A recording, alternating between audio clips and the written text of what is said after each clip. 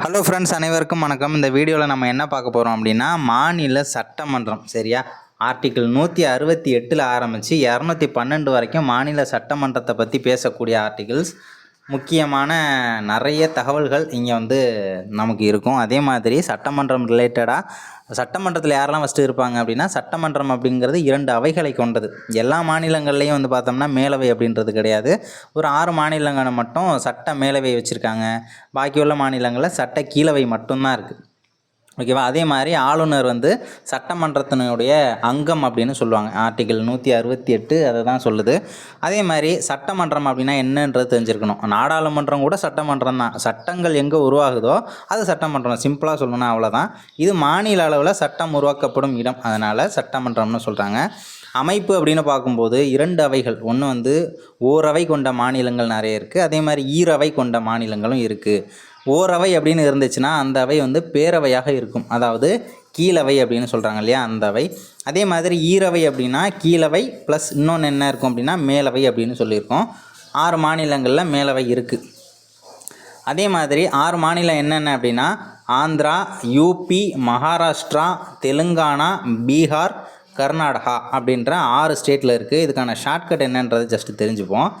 Man டிபின்னு வருது இல்லையா, காசனம் யாருக்கு வரும் அப்படின்னா மேனுக்கு தான் டிபி வரும். அப்போ மேனுக்கு டிபின்னு வச்சுக்கோங்க. எம் ஃபார் மகாராஷ்டிரா, ஏஎன் அப்படின்னா Andhra, K for Karnataka, U for UP Uttar Pradesh, T for Telangana, B for Bihar. ஓகேவா. மேனுக்கு டிபி அப்படின்னு நீங்கள் ஞாபகம் வச்சுக்கலாம்.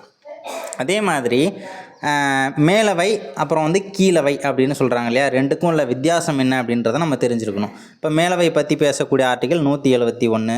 அதே மாதிரி மேலவை அப்படின்னு பார்க்கும்போது விதான் பரிஷத் அப்படின்னு சொல்லுவாங்க. விதான் பரிஷத் என்ற வார்த்தையானது எதை குறிக்கிறது அப்படின்னு சொல்லிட்டு கேட்கலாம். ஓகேவா. மேலவை, அதுவே விதான் சபா அப்படின்னு சொன்னாங்கன்னா அது கீழவை.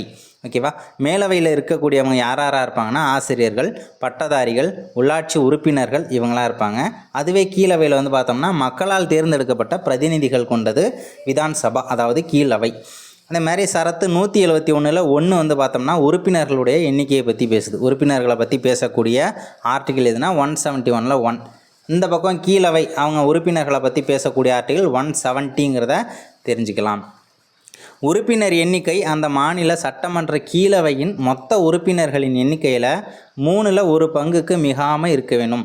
இப்போது உதாரணத்துக்கு இப்போ கர்நாடகாவில் மொத்தம் 300 எம்எல்ஏஸ் இருக்காங்க. கீழவையில் 300 பேர் இருக்காங்க அப்படின்னா அதில் 3/3 பங்குக்கு மிகாமல் கீழவை, அதாவது மேலவையில் இருக்கக்கூடிய உறுப்பினர்களோட எண்ணிக்கை இருக்கணும். இப்போ கீழவையில் 300 பேர் இருக்காங்க. அதே மேலவையில் எத்தனை பேர் இருக்கணும்னா 1/3 பங்குக்கு மிகக்கூடாது. 100 வரைக்கும் இருக்கலாம், 101 இருக்கக்கூடாது. ஏன்னா 1/3 பங்கு 100 தானே, 300 அப்படின்னா. ஸோ அப்போ 1/3 பங்குக்கு அதிகமாகிடக்கூடாதுன்னு சொல்லியிருக்காங்க.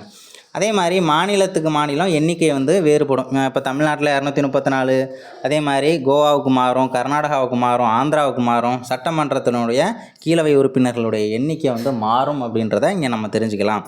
அதே மாதிரி மேலவையில் இருக்கக்கூடிய உறுப்பினர்களோட எண்ணிக்கை 40 பேருக்கு குறைவாக இருக்க வேணும் அப்படின்னு சொல்லியிருக்காங்க. குறையாமல் இருக்கணும்னு சொல்லியிருக்காங்க. குறைவாக இருக்கணும்னு இல்லை, குறையாமல் இருக்க வேண்டும். 40க்கு மேலே தான் இருக்கணும். ஓகேவா.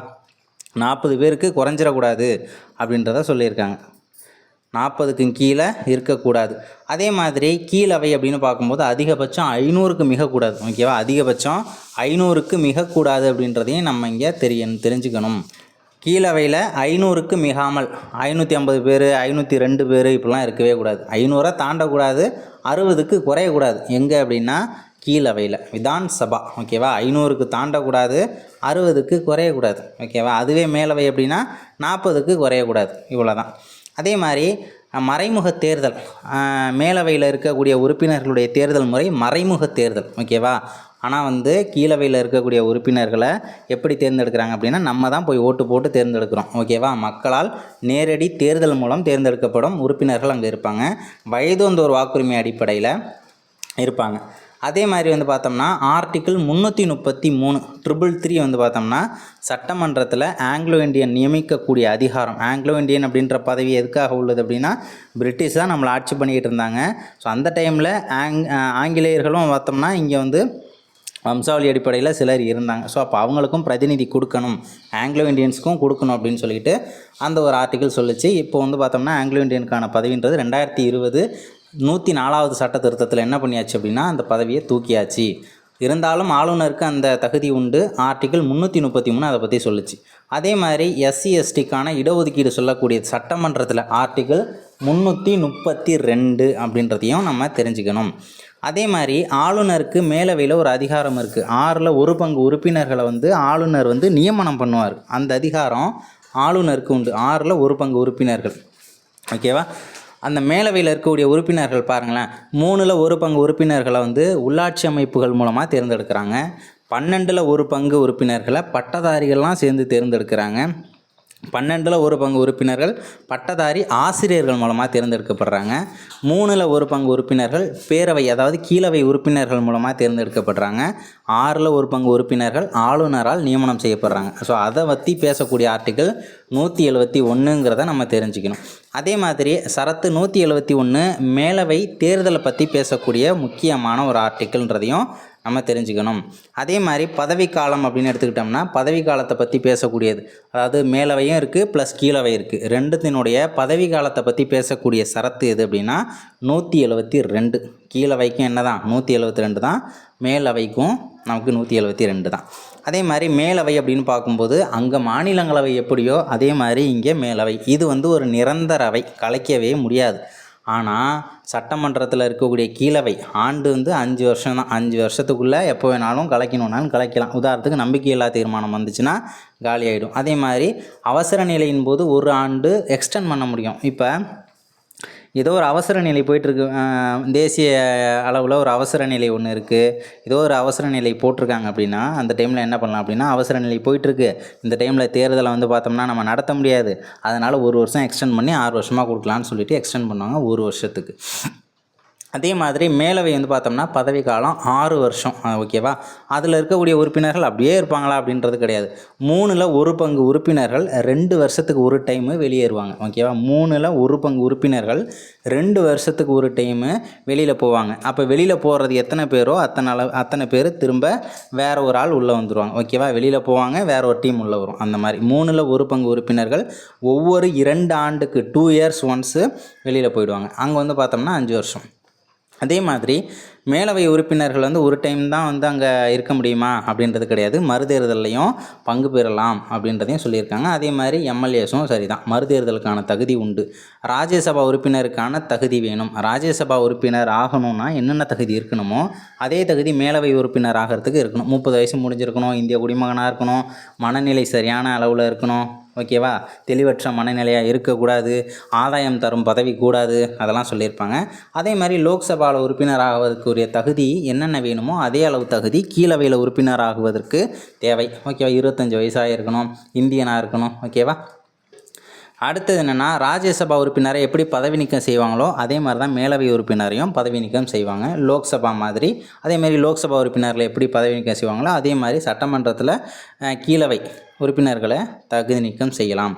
அதே மாதிரி சட்டமன்ற மாநில மற்றும் பொதுப்பட்டியல் மீது சட்டம் இயற்றலாம் அப்படின்னு சொல்லியிருக்காங்க. சட்டமன்றம் மாநில ஏன்னா பட்டியல் அப்படிங்கிறது நமக்கு மொத்தம் 3 இருக்குது. ஒன்று மத்திய பட்டியல், இன்னொன்று மாநில பட்டியல், இன்னொன்று பொதுப்பட்டியல். ஓகேவா?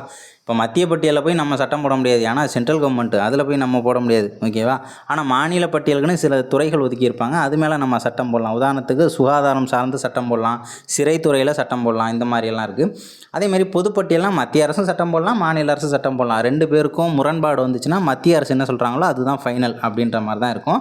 அதனால தான் கல்வி பார்த்தோம்னா பொதுப்பட்டியலில் இருக்குது. அதனால தான் நீட் எக்ஸாமை நம்ம மாநிலத்தால் எதுவும் பண்ண முடியல. ஓகேவா? ஏன்னா முரண்பாடு இருக்குது, மத்திய அரசுக்கும் மாநில அரசுக்கும் முரண்பாடு இருக்குது. அப்படி பார்க்கும்போது மத்திய அரசு என்ன சொல்கிறாங்களோ அதுதான் செல்லுபடியாகுங்கிறது தான் இதோடைய லாஜிக்.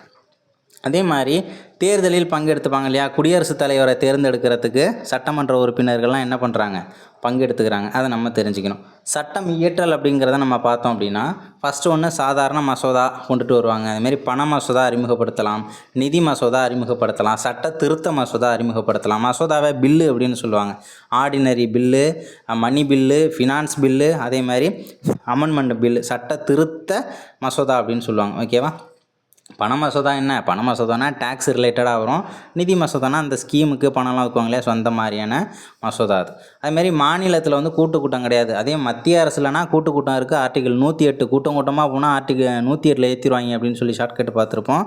அதே மாதிரி மாநிலத்துக்குள்ளே கூட்டம் கிடையாது. அதை ஃபஸ்ட்டு தெரிஞ்சுக்கணும் நம்ம. கீழவையிலிருந்து மேலவைக்கு செல்லும் ஒரு மசோதாவின் நிலை என்னென்னலாம் செய்வாங்க அப்படின்னா, இப்போது கீழவையில் ஏதோ ஒரு தீர்மானம் ஒன்று போட்டு அதை மேலவைக்கு அனுப்பி வைக்கிறாங்க. ஓகேவா? அங்கே என்னென்னலாம் பண்ணலாம் அப்படின்னா, ஒன்று ஓகே சொல்லி ஓகே நிறைவேற்றப்படுகிறது அப்படின்னு சொல்லலாம். இன்னொன்று மசோதா திருத்தத்துடன் நிறைவேற்றப்பட்டு அதனை பேரவை ஏற்றல் ஏற்காமலும் இருக்கலாம். ஒரு மசோதாவை கீழவை மேலவைக்கு அனுப்புகிறாங்க. மேலவை என்ன சொல்கிறாங்க, இதில் இன்னும் கொஞ்சம் திருத்தலாம் இருக்குது, திருத்தி அனுப்புங்கன்னு சொல்லிட்டு என்ன பண்ணுறாங்க, கீழவைக்கே அனுப்பி வச்சிடுறாங்க. ஆனால் அதில் கீழவைக்கு ரிட்டன் வந்ததுக்கப்புறம் கீழவை என்ன பண்ணுறாங்க, அப்படியெல்லாம் திருத்த முடியாதுன்னு திரும்பவும் மேலவைக்கே திரும்பவும் அப்படியே என்ன பண்ணுறாங்க, அனுப்பி வைக்கிறாங்க. அப்போ மேலவை என்ன பண்ண முடியாது, அதை ரிஜெக்ட் பண்ண முடியாது, அக்செப்ட் பண்ணி தான் ஆகணும். ஏன்னா கீழவையில் இருக்கக்கூடியது மக்கள் பிரதிநிதி, மக்களால் தேர்ந்தெடுக்கப்பட்ட பிரதிநிதிகள். அதனால் அவங்களுடைய அறிவுரையை இவங்க ஏற்றுக்கணுன்ற அவசியம் கிடையாது. அதுவே ஓகே ஏற்றுக்கலாம் அப்படின்ற மாதிரி நல்லதாக இருந்துச்சு, பரவாயில்லையே இது நல்ல ஐடியாவாக இருக்கே அப்படின்னு சொல்லி சேஞ்ச் பண்ணுறதுக்கும் கீழவைக்கு அதிகாரம் உண்டு. அதே மாதிரி நிராகரிக்கக்கூடிய அதிகாரம் மேலவைக்கு உண்டு. அதேமாரி கிடப்பில் வைக்கலாம். ஓகேவா? கிடப்பில் வைக்க முடியும். அதே மாதிரி சட்ட மேலவையுள்ள மாநிலங்கள் நம்ம ஆல்ரெடி பார்த்தாச்சு. மேனுக்கு டிபி, எம்னா மகாராஷ்டிரா, ஏஎன் அப்படின்னா Andhra, K for Karnataka, U for Uttar Pradesh, T for Telangana, B அப்படின்னா பீகார். ஸோ இவ்வளோ தான் நமக்கு சட்டமன்றம். அதே மாதிரி சட்டமன்றம் ரிலேட்டடாக நிறைய டாபிக் பார்க்கும்போது அங்கங்கே ஒரு பாயிண்ட் வரும். ஓகேவா? ஏன்னா நம்ம ஒரே இடத்துல மொத்தமாக கொடுத்தோம் அப்படின்னா அது எப்படி சொல்கிறதுனா, நம்ம ஒரே வீடியோவில் எல்லா டாப்பிக்கையும் உள்ளே இழுக்கிற மாதிரி இருக்கும். ஓகேவா? இதில் மேக்ஸிமம் இவ்வளோ தான். சட்டமன்றங்கிறது இப்படி தான் இருக்குன்றத ஜஸ்ட் தெரிஞ்சுக்கோங்க. இந்த பாயிண்ட் போதும். ஸோ அடுத்த டாப்பிக்கோட அடுத்த வீடியோவில் சந்திக்கலாம். உங்களுக்கு பாலிட்டி ரிலேட்டடான நோட்ஸ் வேணும் அப்படின்னு சொன்னால் நம்ம டெலகிராம் லிங்க்கில் இன்றைக்கி இல்லை நாளைக்கு பார்த்தோம்னா அதில் அப்லோட் பண்ணிடுவோம். நீங்கள் அதை யூஸ் பண்ணிக்கலாம் அந்த நோட்ஸை. அதே மாதிரி நிறைய ஷார்ட்கட்ஸ் போட்டு ப்ளேலிஸ்ட் ஆட் பண்ணியாச்சு. ஸோ அதில் உங்களுக்கு தேவையான ஷார்ட்கட்ஸு சயின்ஸு பாலிட்டி எதுக்கு வேணாலும் நீங்கள் எடுத்துக்கலாம். ஸோ அடுத்த வீடியோவில் பார்க்கலாம். தேங்க்யூ.